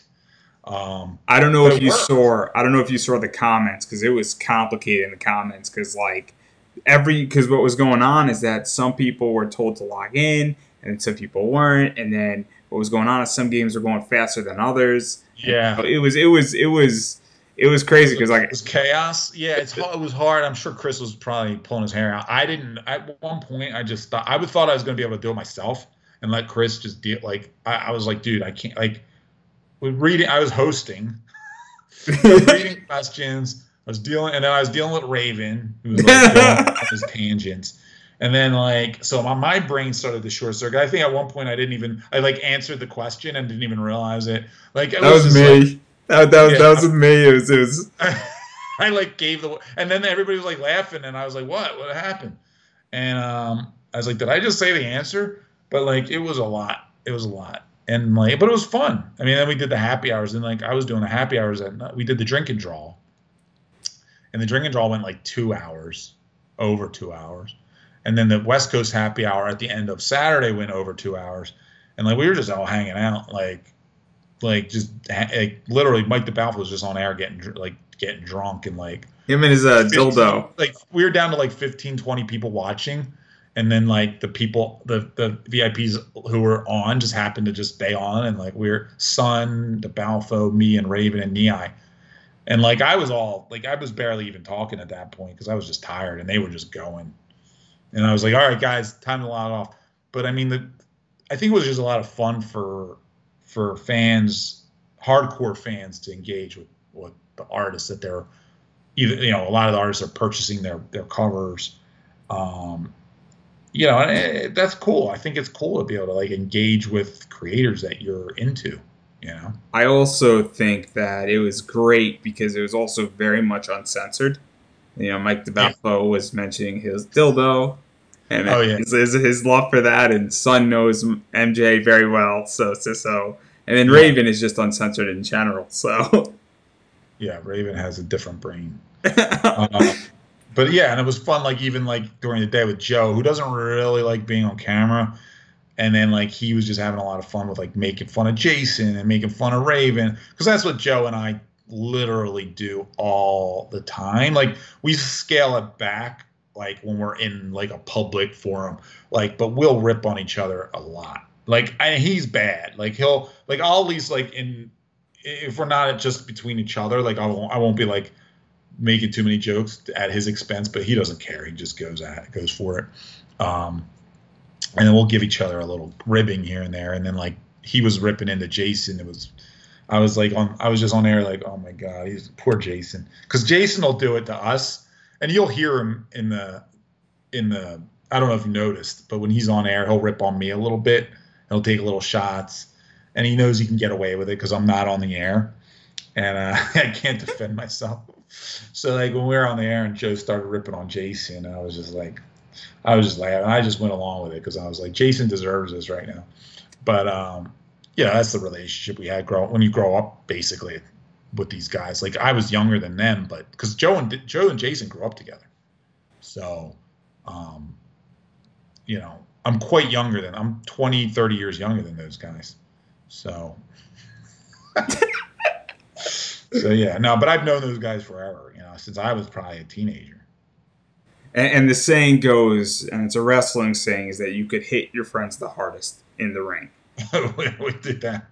And We so did it. that's Triple H on Shawn Michaels, where when they were Yeah. wrestling and they had like a 5-year feud between each other, they would hit each other the hardest in Right. the ring. And Makes that's the sense. same way with my friends. I could say horrific things to my friends, and I have a disability, and my friend has a disability. I can't walk, and he's night blind. And I openly say it, and he knows what I'm going to say, and it's going to be horrific. I say, whenever I'm angry, I say, I'm just going to turn off the lights, and he says, I'll race you to it. So you can hit your friends the Yeah, hardest. yeah. You can rip on your friends a lot. It was Joe and I have a shorthand on ripping on each other too. So, and I tell him like, dude, we're gonna be on air. Let's be professional. And he's not as comfortable in front of the camera as I am. I don't think so. Um, And then speaking about getting in front of the camera and getting back to what Zenescope is doing, October is going to be a fun month. Obviously, we got our next virtual con. It's the middle of October. After Funko does their virtual con, and for New York Comic Con, which God help us all, that's going to be a rough one. yeah, But I don't know when you're doing New York Comic Con exactly. we were doing ours is going to be the 15th through the 17th. Um, I don't know when Funko's doing theirs. It's the 8th, from my understanding. Okay. 7th or Yeah, 8th. I know. We're calling ours Virtual Horror Con. It's our theme this month, or in October. So that's going to be 15th, 16th, 17th A with, lot of New York Comic Con stuff. yeah, New York Comic Con stuff. Is that what you asked me? Yeah, no. That's what's going to be out there. So if you're looking for those Yeah, exclusives, that's yeah, yeah. the place to be. And then the other thing, because everybody knows how that stuff works, and we're going to keep everything in mystery, but there is a Zen box. I think that's crystal clear. It's the last one in the serial series, right? Right. So I think that's cool. And I'm just looking at my boxes all stacked up nicely Yeah. as I stare right diagonally, right as I'm looking that way, and everybody can't see, but I can, so that's the important part. But the other thing that's happening at the end of October is that you introduced a new concept, and you mentioned it, I think, in August, and it's a movie, not a watch along, but a movie discussion. It's like, And yeah. Yeah, it's like a what is movie all watch. that? Because Sun Kumanaki, who I love Sun. I love her work. I'm thrilled that I got to interview her very early on because I can't wait till she can't work for you anymore because she's busy with DC or Marvel. But that's a different discussion. Never. She's not allowed. I already told her. But Not how allowed to did leave the that nest. concept come up? Just like Elias isn't allowed to leave the nest. I've kidnapped them both. Yeah, we're doing the movie night. So like it's gonna be like it was a concept like I've been kicking around of like at first it was gonna be like guilty pleasure movie where we were gonna each pick like a funny movie like that we liked and shouldn't have liked. Like, and throw one out and go, everybody has to watch this stupid movie I like, and like then we would discuss it live. So like it evolved though because it was just this weird way it worked. Our web designer, our new web designer who came on this year is awesome. He's been revamping our website and really just, I don't know if you've gone to the website a lot, but it was so bad and it was so slow. So now he's at least the speed is like 1,000 times quicker. He's organized it. It's getting better and better and better. So like he used to work for Movie Maker magazine. So he was like, hey, you want to interview some other like talent? Like, let's do it. I'll reach out to like these people I know and see if we can bring on some talent. And we had gotten a couple bites, and I was like, oh, it'd be cool to tie in like some of these, these 80s movie stars or 80s like actors into this, like they tie them into the virtual streams, because now we're doing the virtual streams and they have a presence, and we have this like we have an audience that watches them. So I'm like, what if we just did like 80s and 90s like cult classics, like rather than guilty pleasure night, we'll announce an 80s movie or a 90s movie we all love, or we know is cool, that kind of ties into a comic book theme. Or by comic book theme, you're talking horror or sci-fi, right? Like that's really what I mean to say. Like it's not going to be a straight comedy. It's not going to be straight drama. It's going to be a horror or a sci-fi cult classic, or just a classic. And I was like, we announced the movie. Anybody who wants to watch the movie rewatches the movie. Anybody who's going to come and log on is going to rewatch the movie. And then we're going to have a panel on this month in October. It's going to be on the 23rd. We're going to have a panel of different people to discuss the movie. And it's as simple as that. It's like, watch it, come on, the audience can comment. We're going to have a roundtable discussion, and then we'll bring on special guests. like Sun, and then that's when we were thinking of like, hey, why don't we tie in a cover, a homage cover for each movie we do. So like Sun is going to do a set of 12 for the year, for the first year of it. Sun's going to do the 12 covers. So every month, new movie, new cover, homage cover. So like the first month's going to be Creepshow, 1982. 1982's Creepshow. And then Sun's going to do an homage cover to Creepshow. And then like we'll show the cover, we'll reveal the cover on the panel of the movie night. And it'll probably be subscription based, like we do some of our other stuff where you subscribe to getting this cover. There's a limited number of each cover, and you subscribe and get one each month. And you don't have to stay on the subscription. You can cancel at any time. But to get the cover, you sign up for the subscription. But we'll unveil it, and we'll talk about Creepshow and like does it hold up? What are the things like we loved about it? What are the things we don't? And then at the same time, trying to tie in one of the actors or somebody connected to the original movie to the panel. And then beyond that, we got a couple of my friends from Clerks, the movie Clerks, that we've befriended over the years at Comic-Con. They're going to join us because I was like, oh, that'd be cool if we got like, who can we get from like an iconic. I'm not supposed to be here today. What's that? I'm not supposed to be here today. Oh yeah, we got him. Yeah. So Brian, who says I'm not supposed to be here today, and Marilyn, who plays his girlfriend in the original, are both going to come on and do at least the first one with us and talk about Creepshow. So Brian, who you guys obviously know who Brian is, he's been in a bunch of Kevin Smith's movies, and Marilyn, you probably remember from the original. So they're going to join us and just chat, and I thought that'd be cool. Like it's cool to have a couple celebrities in your panel, and they're both super nice people. They're just like good people. They're not like, they're just down to earth, and that's what I want in the panel. I don't want like any annoying people. So Sun, Marilyn, Brian, and I'm not quite, maybe Raven if I let him in, maybe Joe if Joe wants to join.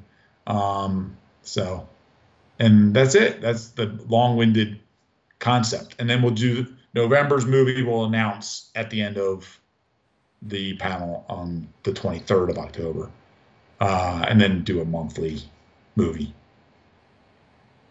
Yeah, and I love it. I love this concept. I think this is the future in many ways. I think the future is creating multimedia products at this point and tying in things that you have to watch something and then you get it and it's tied to something else. And obviously getting views to your page and where it's going to be viewed, whether that's YouTube, Facebook, Instagram, Twitch, and also selling a product. And I think it's really the future. And I think you guys are on the cusp of it.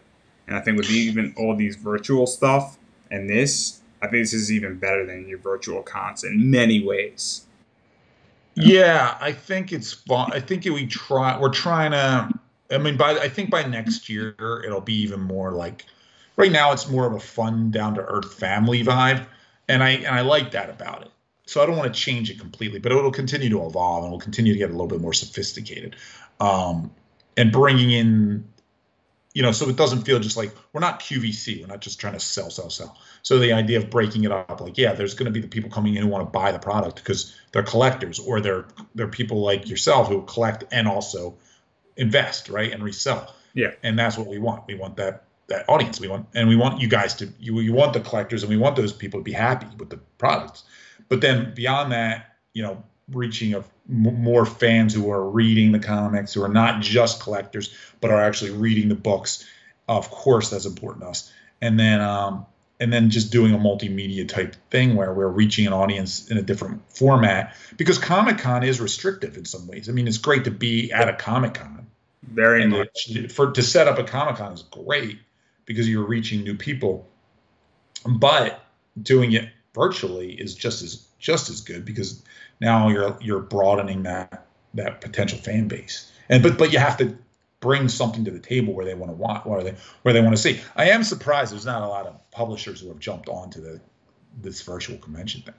I am too, and I'll speak a little bit about that. So I've been doing panels for over 5 years at cons, and I've been attending, and I've done about 50 panels across on a variety of topics. And what I figured out is that I get more views and more people watch my panels, and they stay engaged when I Facebook Live them.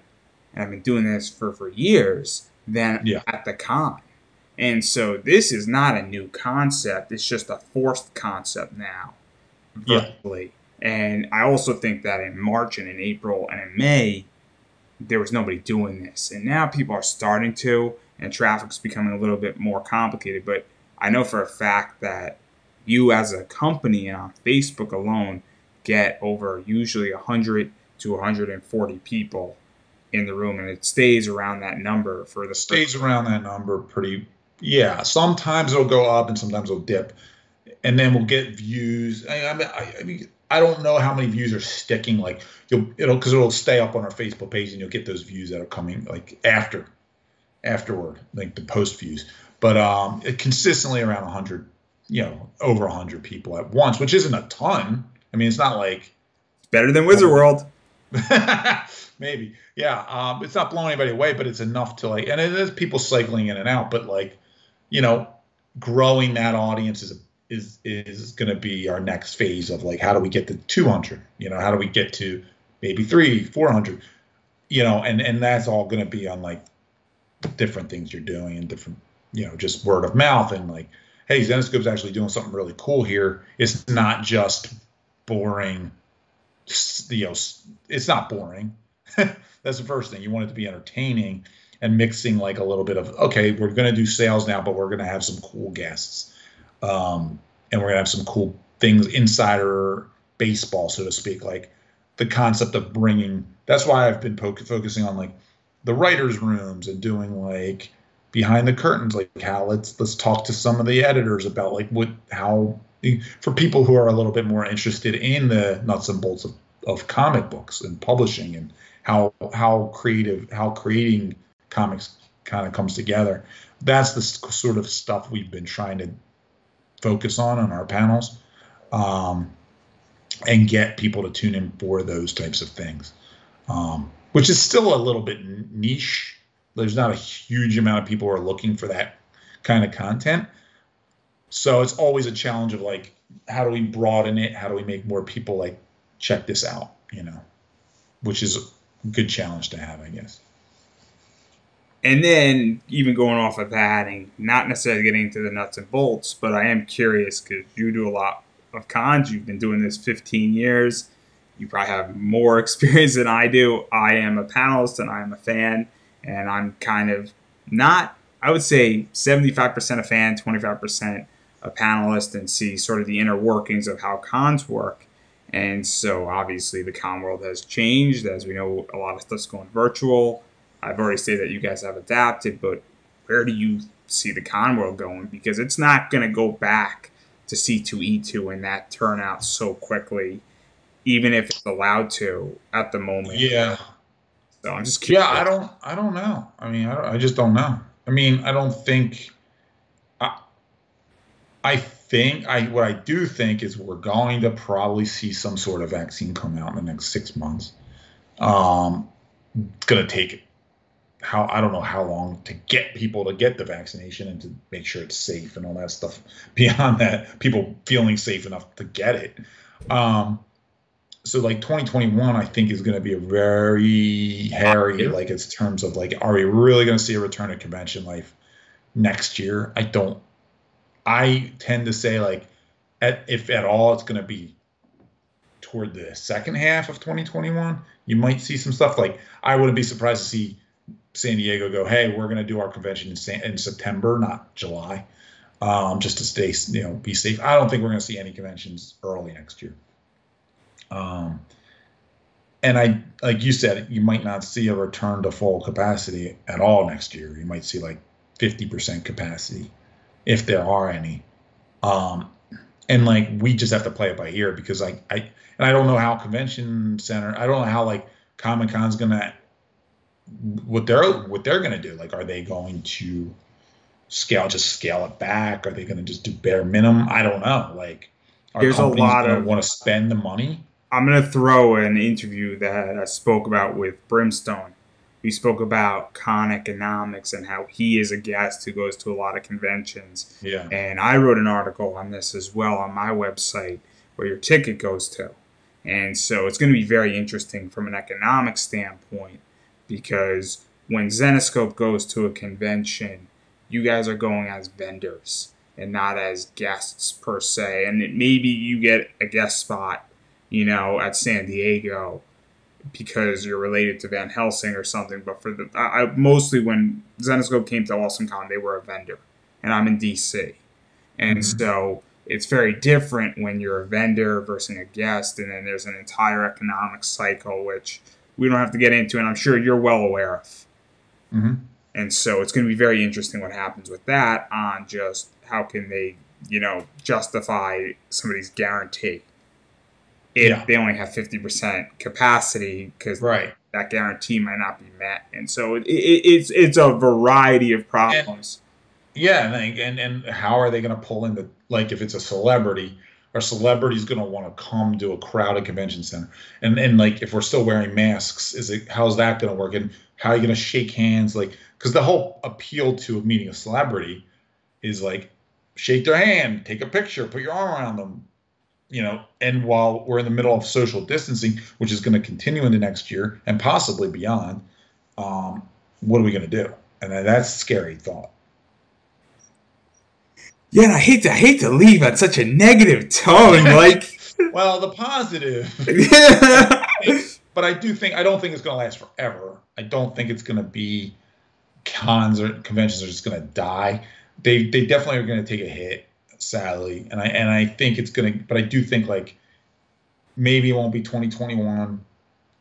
I would feel like by 2022, you're going to see things start to get back to where they were because this isn't going to last forever. People are not, coronavirus will eventually get curbed to a point. It probably won't ever go fully away, but I think it's going to get curbed enough where we're not going to be panicked about the spread of it anymore. If people are taking more precaution, washing their hands, stuff like that. So I do think 2022 is probably a little bit more optimistic than 2021 is. But, we just got to get through this next year and see how things go, I think. and I do want to mention some other stuff really quickly, and I'm going to give you a chance to promote yourself and Zenescope. Zenescope is still producing a lot of books. A lot of variants are coming out. You guys have switched to a bunch of one-shots. I know there's a new Bell stuff is coming out. Yeah. And it's sort of one-shotted, which is cool, bigger story. Trying to have a different publishing format for the next year, or maybe like if it takes, we'll just keep going. And so that's something to look forward to. So if you're concerned about everything that we just spoke about, Zenescope is still pushing things out. Variants are still coming out. And we're doing the virtual stuff. And a bunch of artists are not starving also, No. At least I don't think they are, I mean, listen, that's the cool thing about what's going on is like we are still able to operate 100%. Like we're going full force, and like for us at least, I don't know, I can't speak to other publishers. For us, it's business as usual, and then some. Because people are looking for entertainment right now, and they're getting sick of watching TV, and they're running out of stuff to watch.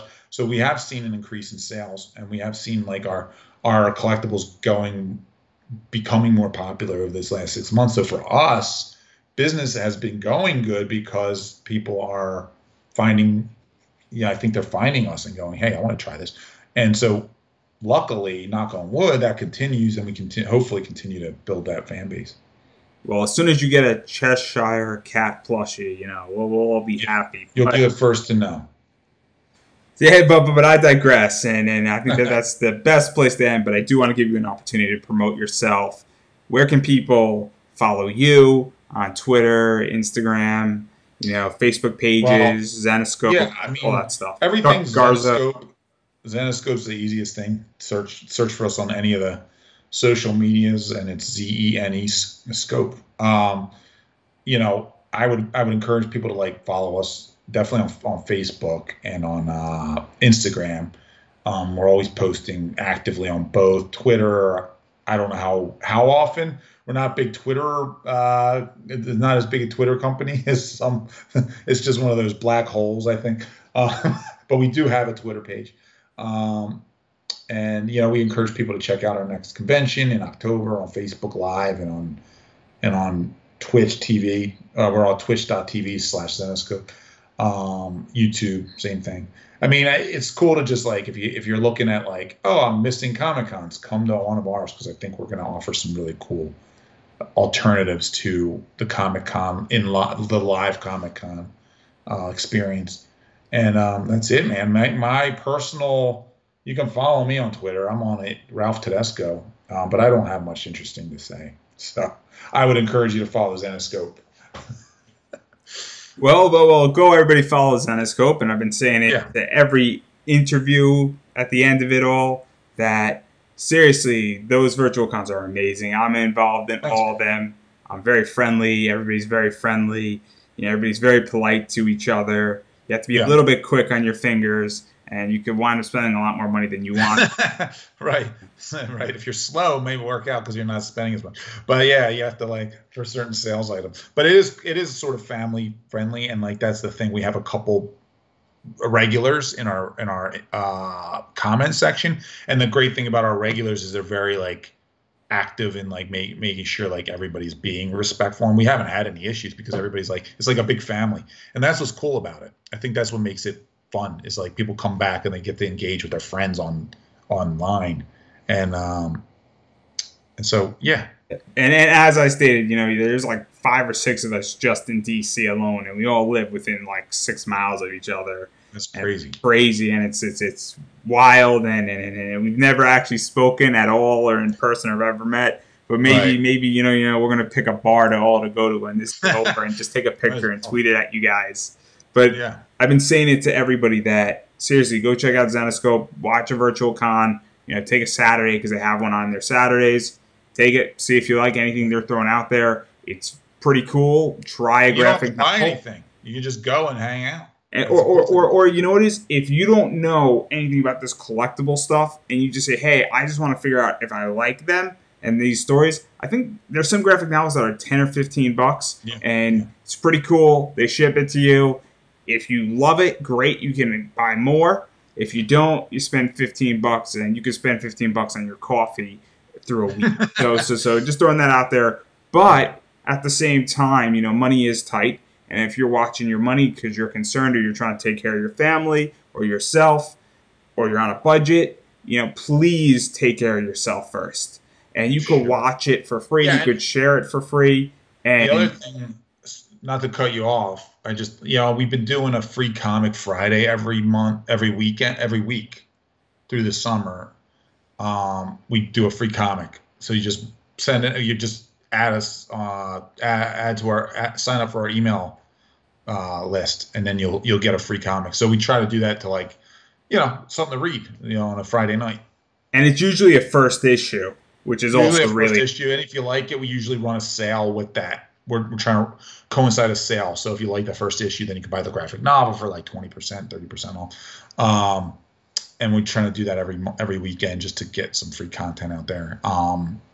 People to jump on. We have a lot of books, so there you go. So you can get a free comic every Friday. Try before you buy, and that's the thing. And so obviously there's no more excuses not to. An email doesn't cost you any money. Watching this virtual con doesn't cost you any money. Liking it, sharing, asking a question in the comment section down below. And that's the other thing too, like you said, because you can ask whatever you want, and there's always a hardcore fan who's willing to like give you feedback, which is cool, which is nice about our fans because they're very close knit and they're very like open to new fans coming on, which I like. And so there you go. No excuse. You could subscribe and definitely go check out those virtual cons, and like it on Facebook is probably the easiest method. And once you get on and a virtual con's happening, you'll be directed on how to get your order, and all that'll be squared away. Really easy. Takes 5 seconds.